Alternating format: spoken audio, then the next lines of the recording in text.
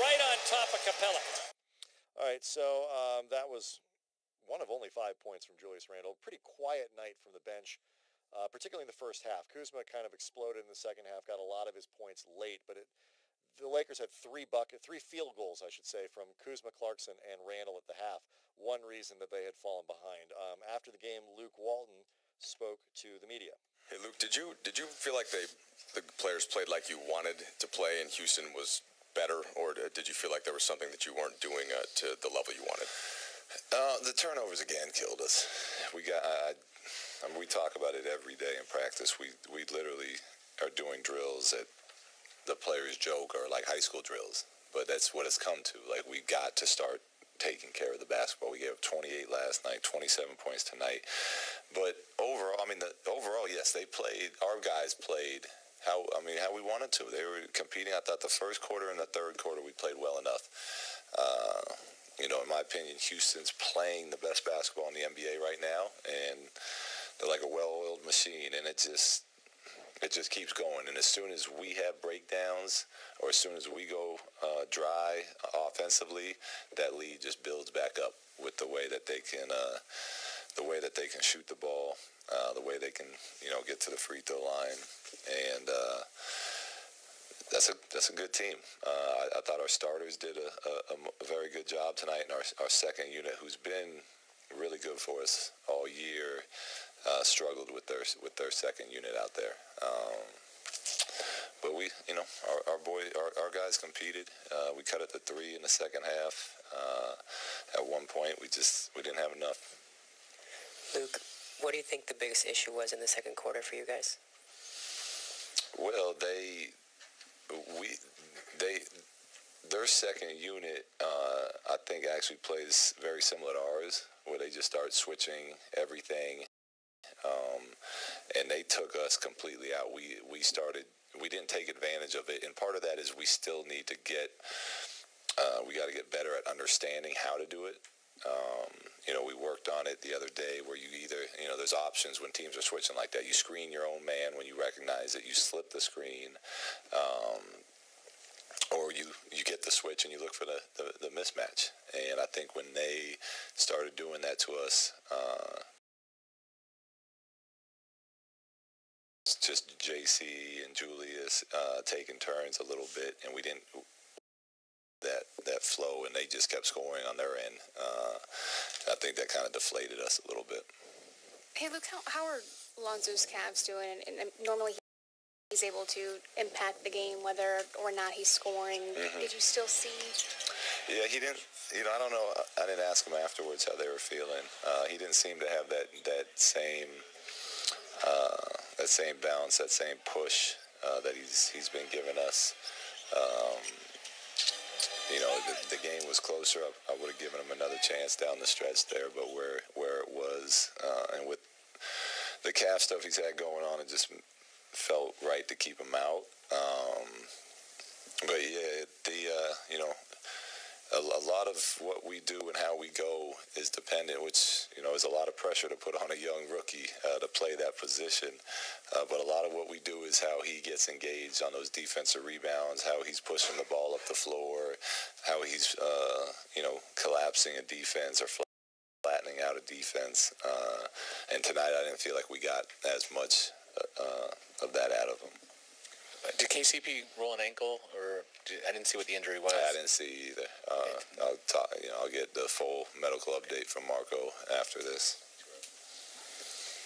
Fifth straight loss, Luke. What's the morale like in there right now, especially going into a big road trip? Yeah, it's tough. It's a challenge. I think everyone that's with us knew that this was going to be a testing time of the season.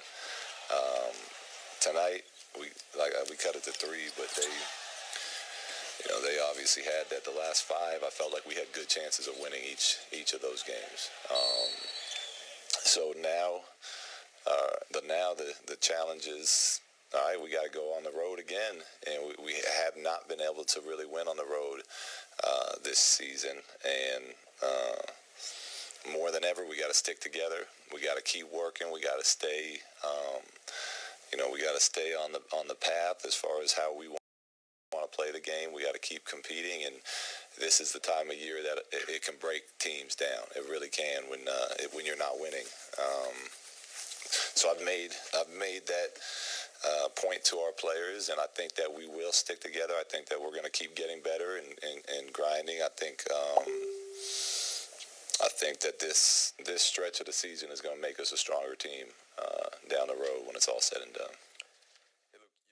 All right, so that is Lakers coach Luke Walton. It was interesting to hear him talk about, he's getting out ahead, Andy, of what we were talking about before, which is I don't care how well they play over the next between now and Christmas, they're going to lose a lot of games. Mm-hmm. Golden State again, Houston again, Golden State twice, Houston again, Philly on the road, all these road It's games. rare to hear a coach be that honest. He's like and preemptive on that regard. So we'll talk I about don't that. have an issue with it.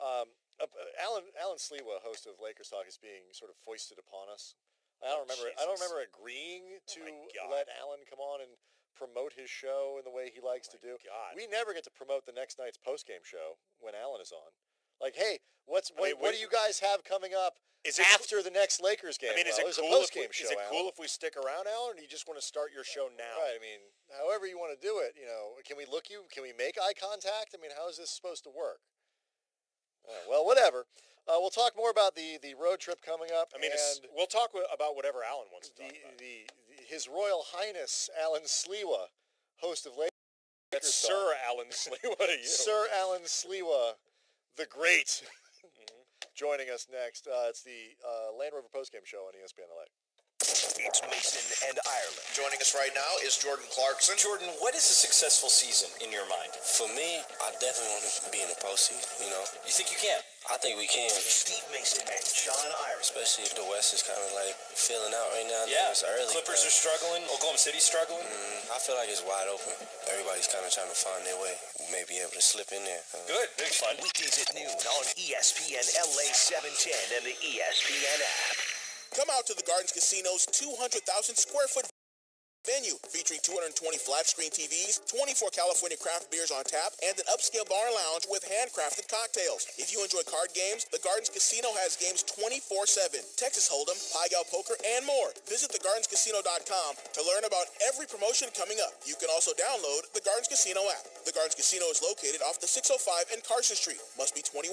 Please pay responsibly or call 1-800-GAMBLER. The Gardens Casino, best play in LA. It's Mason and Ireland. We are live at the UCLA Health Training Center. Steve Mason has boasted that he would have no problem making 50% from the line. What did Lonzo have yet? You make 7. 7 out of 20. 7 out of 20? Steve Mason, John Ireland. All right, Mace. Free throw number 1. Go for it. 0 for 1. He's short. Free throw number 2 is an air ball. Air ball is the next one. Look up non-athlete in the dictionary. It's a picture of Mace. 2 for 20 is the final number. Weekdays at noon on ESPN LA 710 and the ESPN app. This is the Land Rover postgame show. Highlights from tonight's Lakers game and your reaction on the Lakers line. Hi, this is Luke Walton on ESPN LA 710 and the ESPN app. The Land Rover postgame show. Your Southern California Land Rover retailers. Visit them for special lease and finance offers. Land Rover, above and beyond. Once again, here's Andy and Brian Kamenetsky. All right, I don't know if he's here or not, Andy, because we're not allowed to make eye contact. So I thought I heard the door open in the studio, and he's in here. I believe Alan Sliwa, host of Lakers Talk, is here. I think that's what the rose petals were for. It was to announce. I just basically sat down right away. I was sat down. wondering- It was all business, I BK. was I came wondering- in. I took a seat. I made eye contact with Andy only, and then I continued. I was wondering what the trumpets were for. And quite frankly, Alan, the Swans feel like a little much. But anyway, so the Lakers lose 118-95 in a classic game where absolutely nothing had to give and didn't. So, I mean, it's literally nothing that was unexpected happened tonight. We were maybe hoping the Lakers would kind of pull a rabbit out of the hat like they did the other night against Golden State, but not tonight. I think. Go ahead, Al. I was just going to say I was post game. addressing Mr. Sliwa, Andy. Post game was very quiet, quick. You got a lot of these guys that were just getting ready to answer a few questions and obviously get out of there. But I asked Kyle Kuzma if the confidence of the team, where it was. He mentioned when you lose 5 games in a row, it's obviously easy to start losing some confidence, but he felt that that might change the moment Lakers potentially start winning again. The problem is, like you guys were mentioning in the last segment, a lot of tough games coming up. This 4-game road trip. Nothing I thought unusual tonight, but I thought the mood in the locker room was it was all business, and that doesn't surprise me. You guys have been in there where a lot of these losses, these guys want to answer the questions, they want to go because they're genuinely upset. You know, they're genuinely want to win these games and just didn't get a chance or an opportunity the last 2 nights. You know, I will say there was something unusual during this game, or that was unexpected insofar as what we've largely seen this year, and that was Jordan Clarkson and Julius Randle being so ineffective. I mean, they were collectively a no-show, and not just that they didn't play well, but both of them, you saw some bad habits. You know, Julius Randle picking up quick fouls. You know, he got 5 fouls in 16 minutes. Jordan Clarkson. Efficient. It was. I mean, it was a high PR fouling. No, it was a high per for fouls. And then with Jordan Clarkson, you saw a lot of bad Jordan. You know, Luke talked about that after the game. A lot of dribbling.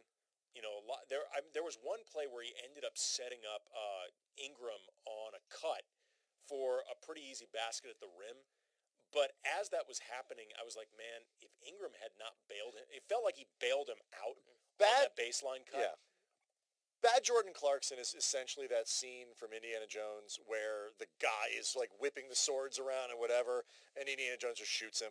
Like that, when Clarkson's playing bad, he's the guy with the swords and just dribbling and this and that, and nothing is happening, Alan. It's the embodiment of that wooden quote about confusing activity with accomplishment. You know, the funny thing is you look at the plus minus, which you can't. Kuzma, for example, tonight was minus 25. I didn't feel like when he was in the game he was playing awful. I mean, he had a great game, but it's not often when you look at the Lakers bench and it's such a drastic difference, the plus minus. That's usually their strong suit in a sense. You look at Houston Rockets, I mean, Eric Gordon was a plus 37. I mean, just looking at some of the bench players there. Alan, I usually was a plus 19 in this game. Usually that's a positive for the Lakers, not the positive tonight. But, you know, Kuzma really obviously he picked it up in the second half. But in the fourth quarter, a lot of these points and stuff came late. At the half, you talk about the lack of production from the bench. Randall, Clarkson, and Kuzma had 3 field goals between them. I think they were 3 of 15 from the floor. The Lakers just can't compete when they're not getting when those 3 guys aren't scoring. You know, they can't compete. And again, that's atypical. That's absolutely not atypical. what we've come to expect from the Lakers. I'm not terribly concerned about it because I don't think it's going to be, you know, indicative of what we're going to see moving forward. What I do think is interesting, though, when it comes to the next game against the Sixers in Philly on Thursday, are Lonzo's calves going to be okay? I mean, apparently, like, his calves are now an issue. Both of them are tightening up. And this is the injury they had in Summer League was calf, I believe. He said in the Summer League it was worse. Trudell asked him that in the postgame. He was even questioning whether he would go tonight or if he wouldn't. They were working on him all day, and you know, obviously went and productivity-wise didn't seem comfortable the entire game, and played a lot less minutes than he usually does. Only played 22 minutes. Yeah, I think you could see that he had no legs really. There was a 3-pointer near the end of the first half where I mean the ball barely grazed the front of the rim. And I know we've been talking about Lonzo's shooting issues, but there were no legs in that shot. And you know the Lakers really can't afford to put him out in situations where he can't go. Because it's going to make whatever issues he's struggling with are going to be made worse if he's playing past the point of hurt. Well, the other thing, too, is, I mean, the Lakers can't afford to go out there and say, play the way you typically do with Lonzo, you know, through Lonzo, centered around his skill set if he's at like 50%. Right. Because then you're ultimately going to be getting a 50% version of everybody. I mean, especially on the back-to-back. Right. I mean, when so much is of the way this offense is set up really is centered around Lonzo, if he's not able to really play like himself, even if he plays, you're going to have to make adjustments in the way you go about having the offense operate during the times that he's out there, because otherwise I think it just won't function. It's just there's a lot to think about with this team when you have some strikes against you with their shooting and the way the offense runs generally. I agree with you, Andy. It's a difficult thing to try to figure out. The Universal Studios Hollywood Star of the Game is presented by Universal Studios Hollywood. Spend Christmas at the Wizarding World of Harry Potter, November 24th through January 7th, only at Universal Studios Hollywood. I've seen that thing. It's pretty cool. Tonight's star of the game is James Harden. Back come the Rockets the other way. Harden one-on-one with Ingram. He shake and bake, goes right by Ingram, gets to the rim and scores. If you like Harry Potter, like I know Alan Sleewa does. Huge Harry Potter wears that guy. Gryffindor robe to work like 2 or 3 times a week. True story. You know who's a big Harry Potter fan? Kobe Bryant, that's right. Kobe loves Harry Potter. You might see Kobe at the Harry Potter exhibit if you go. You could say that Harry Potter is part of his muse cage. Love the muse cage. The muse cage is the most absurdly Kobe thing of all time. It really is. I mean, it's so perfect. Like if you were trying to come up with a parody of what Kobe would do in his post-playing career, you would create something like a muse cage. Well, because on the one hand, it's an acknowledgement of all, which is totally legit. All the things that these influences that he's pulled over the course of his life. He has one of the most well-rounded and like genuinely curious set of interests of any professional athlete I've ever been around. He's one of the smartest professional athletes I've ever been around. It's a terrible name. It's a terrible name, and it's the kind of thing like Kobe would think about caging his muses. But you know what? I can't decide. Like puppet. Is this one of those things? Like because Kobe knows his fans as well as any athlete I've ever seen knows their fans. Do you think the Muse Cage focused grouped well with the Kobeeites? No, it was a focus group of one guy. It was a focus group of Kobe. Who's in your Muse Cage, Alan? Who's in my Muse Cage? I got to be honest. Look, first, the Harry Potter stuff, I'm not good at it all. So I'm not very good with referencing any of this stuff. I don't know if I have one. Is it like Mark Cates? Is Mark Cates in your Absolutely Muse not. Cage? Absolutely not. That's an inside joke. He's got joke. good hair, though. That's an inside. He He has does. great hair. It's an inside joke that you can tell at 10 o'clock on a Sunday after a Lakers game. When are you on this week, Alan? Is it tomorrow? Tomorrow night, 7 to 9. Excellent. You got time to figure out who's in your Muse Cage. Yeah, plenty of time.